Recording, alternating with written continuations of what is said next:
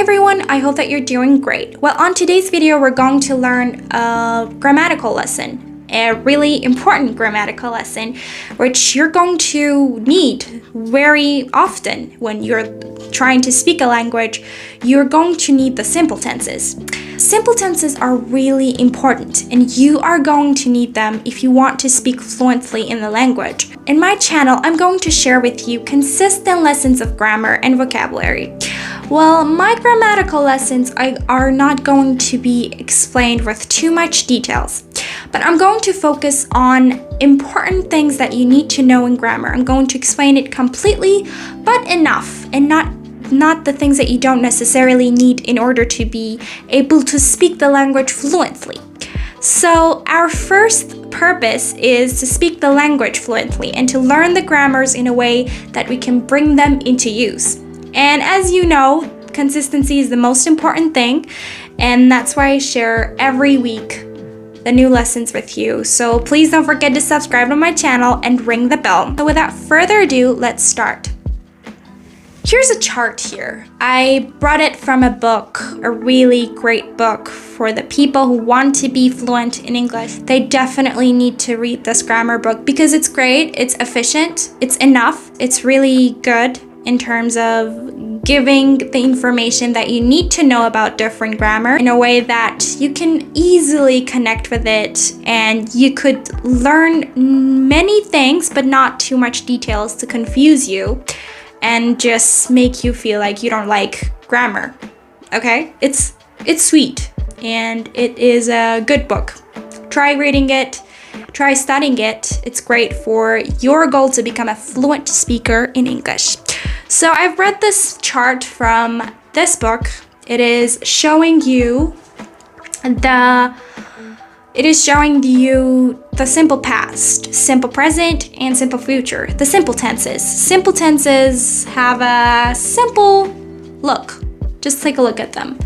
They look simple, don't they? The first simple tense is simple present. Simple present is basically used when we're talking about something that is always true, or something that is habitually happening, or something that has happened repeatedly or consistently.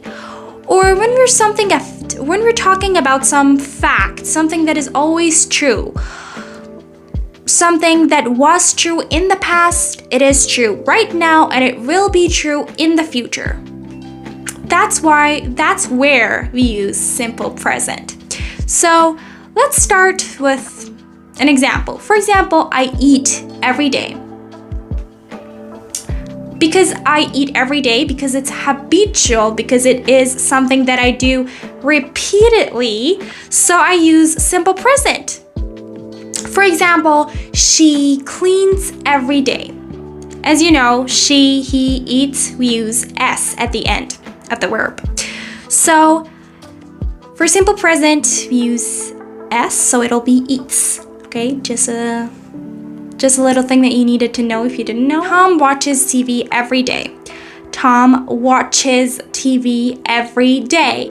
It's a habitual action. It's something that he does repeatedly every day, every week, every Monday, every Sunday, repeatedly, okay? Habitual. We also use simple present to talk about something that is true all the time. For example, we live near here. We always lived near here. We have always lived near here. We lived here before, we live here now, and we will live here in the future. It is always true about us, and so we use simple present, okay? So because of this, we also use simple present to talk about some rules that are always true, some facts about the nature or about anything that is always true. For example, let's read this example. For example, water spoils at 100 degrees. That is, for example, a fact. There is a truth about the water. For example, human grows slowly, okay? Human grows slowly? Yes, grows slowly. This is a fact about humans. This is a fact about human beings, okay? It's just that it is always true. So we can also use simple present to talk about something that is always true, a rule about the nature or anything that is always true and it always works. We also use simple present to talk about thoughts and feelings. For example, I think I want to do that, or I feel like I want to die, or I like to go there. Okay? These are my thoughts and my feelings, so that's why I use simple present. Okay? We also use simple present in famous phrases like I promise or I agree. For example, I promise I'll pay you back. That's how we use it. We usually use it with simple present. I promise to pay you back. I agree that we need to stay here. Now let's talk about simple past. Simple past, what is that and how we use that? We use simple past when we want to talk about something that happened before.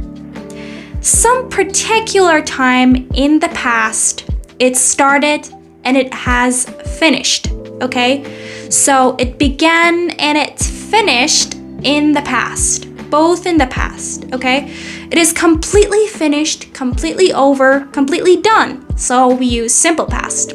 Let's read some examples. For example, it snowed yesterday, or he ran away the other day. That means that it is completely finished. The idea of running away, it's completely finished. He did it. He started doing that in the past and he finished doing that in the past. So it's completely finished. So, for example, Tom watched TV last night. Tom started watching TV last night and Tom finished watching TV last night. So it is completely finished. That's why we use simple past. Let's read a few more examples with simple past. Emma passed her exam last year. I knew what the problem was. When did you buy this car? We went to the theater on Friday. All of them are done. They're finished. That's why we use simple past. And we have simple future. Simple future is talking about something that will happen at a particular time in the future, okay? So, for example, it will snow tomorrow. It is going to snow tomorrow. We use will and going to for simple future.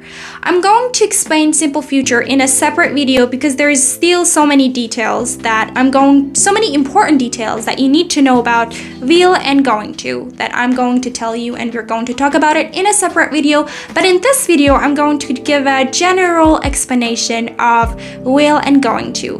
Well, basically we use will and going to talk about something that will happen at a particular time in the future. For example, it will snow tomorrow. It means that at a particular time in the future, which is tomorrow, it will snow. It will happen. It is going to snow tomorrow at a particular time in the future. It will happen. It is going to happen. It is going to snow. Tom will watch TV tonight. At a particular time in the future, which is tonight, after now, it will happen. Tom is going to watch TV tonight, which means at a particular time in the future, which is tonight, is going to happen. Yeah, thank you so much for watching. That's it for today. Please don't forget to subscribe to my channel. Try and make an example with each one of the simple tenses. You make an example with simple present, simple future, simple past, and send it for me. I'll check it and I'll correct you if you had any mistakes. So don't forget to subscribe to my channel, ring the bell, and comment down below and ask your questions if you had any. Thank you so much. Bye.